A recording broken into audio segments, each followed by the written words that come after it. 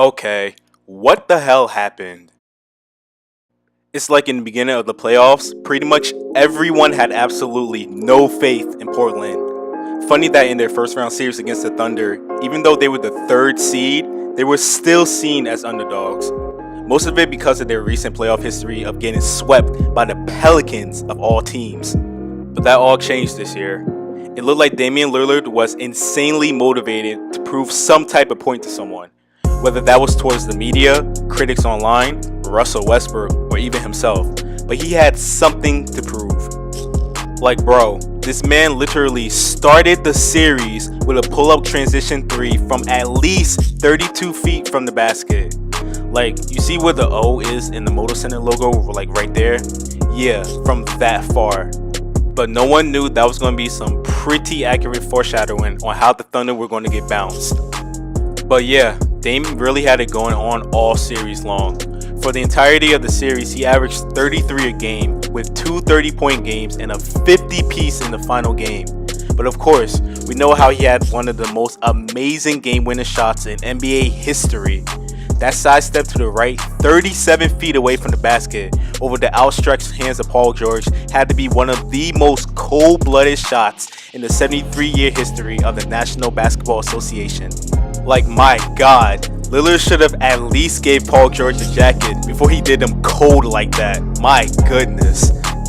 But I can also see how incredibly ironic it is that it was PG-13 who was on the wrong end of that. If anyone can remember, at the end of the Thunder's only win of the series, he did a very unnecessary, yet entertaining reverse dunk at the buzzer of their 12-point win. He broke the unwritten rule that pretty much everyone knows about, so I can see how the universe made him pay for that. I mean, it would have been better if it was Westbrook instead, with all the beef that they had going, but it is what it is. But anyway, going back to the Blazers side of things, Lillard wasn't the only big-time performer for them. The mid-range game is still alive, and we all have CJ McCollum to thank for that. This man is a mode of consistency. Like, it seemed like every time I looked up, CJ was crossing over and hitting a jumper. Now, in my own opinion, this man deserves to be an all-star very soon. Now, I understand he gets overlooked because of all the star power in the Western Conference. I mean, you have James Harden, Klay Thompson, DeMar DeRozan, all at his position. So it's easy to see how he doesn't get picked up. But if we go by how this guy always shows up in big moments, he's definitely all-star caliber.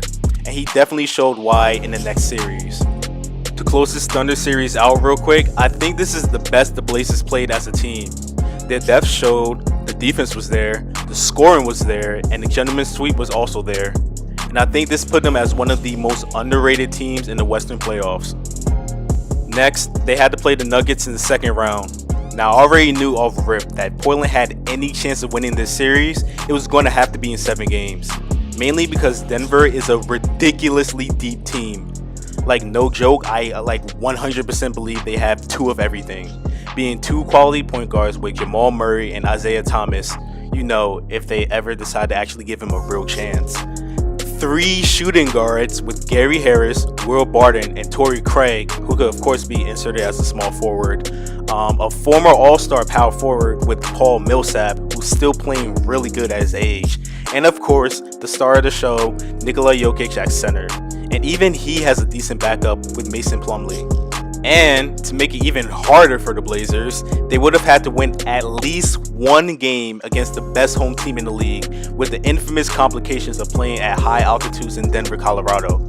So yes, the odds were stacked up against them. But these two did give us a historic Game 3 with that quadruple overtime win by the Blazers. And man, let me tell you, I was here watching that game at 1 in the morning when the first OT tipped off, and that was when this playoff game felt like it had actually just started. They traded bucket for bucket in each OT session, and it was like no lead was safe, because there was a couple times when one of them would go up by 4 and the other team would have the game tied again literally 1 minute later. But it was finally Rodney Hood of all people who came in fresh off the bench and put an end to the madness and delivered Portland the W. Now, I knew that whoever ended up winning that grueling game, it was going to prove to be extremely important, mainly because it will give them the 2-1 series lead after completely draining all of their energy. But to make things short, the Nuggets won Game 4 and obliterated Portland in Game 5, Blazers won Game 6 and kept their season alive. So it all came down to the inevitable Game 7. And like I mentioned earlier, CJ McCollum decided to reintroduce himself to the basketball world. He dropped 37 points, hitting big shot after big shot after big shot and after another big shot. He even had a chase down block extremely similar to LeBron's Game 7 block. And of course, the step back dagger at the foul line that gave the Portland Trail Blazers their first trip to the Western Conference Finals since Scottie Pippen and Rasheed Wallace did it back in the year 2000. But here's where this video actually starts. What happened to them since Game 7 in Denver? Like, okay, going into Game 1 against the Warriors at Oracle Arena, I knew they had next to no chance. Like, let's be real.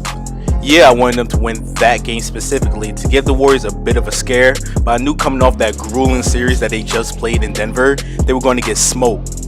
But in the next and last 3 games of the series, they had leads of I think 17, 18, and 17 points. Can you guess how each game ended for them? It turns out that Game 2 is where we saw the beginning of the Blazers' demise, and I mean that quite literally. This is when Damian Lillard suffered his rib injury that obviously compromised his health and his play. But even with that, the Blazers found themselves up by like 15 at halftime and 17 in the early third. Even Seth Curry was out there playing the game of his life against his brother. Then out of nowhere, Portland just got comfortable. When they started missing, the Warriors started making. They came all the way back and won off of Andre Iguodala stripping Lillard. But I can't even say that I was completely surprised. It's just something about Oracle Arena in the playoffs that makes opposing teams fold. Probably has a lot to do with the Warriors getting the crowd ridiculously hyped, which can definitely be overwhelming. So you'd expect the Blazers to take care of home court and win, right?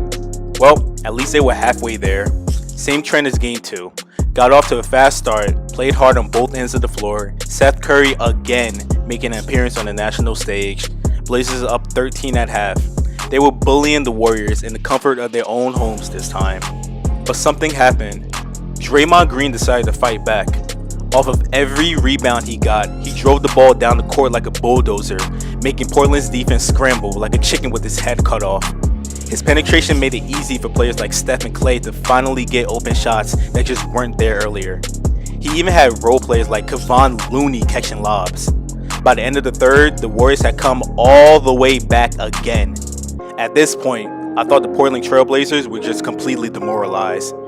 And it showed with them, who were once up by 18, losing by 11. Like, it got so bad that when they ended up losing Game 3, everyone from regular fans to ESPN analysts thought that the Blazers' spirits were completely broken and demoralized.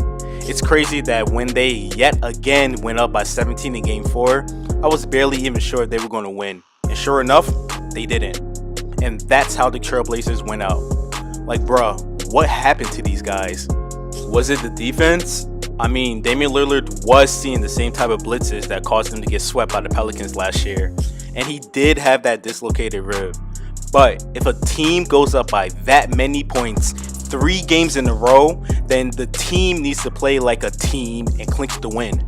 Like that, there's just no excuse for that. But honestly, this kinda feels like a collapse. And yes, I know they never had a series lead, but losing 3 straight games after having large double leads like that is absolutely inexcusable. But not only that, it also felt like a bit of a fall from grace. After that incredible game winner, Damian Lillard was finally getting the appropriate amount of respect that he deserves.